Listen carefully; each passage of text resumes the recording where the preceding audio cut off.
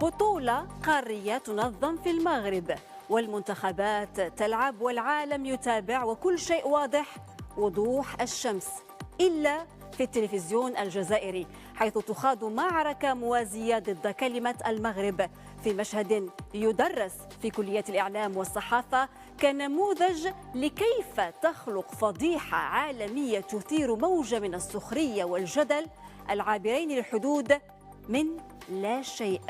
قرر الإعلام الرسمي الجزائري كعادته أن يورط نفسه في مواقف بايخة لا يفهمها إلا هو.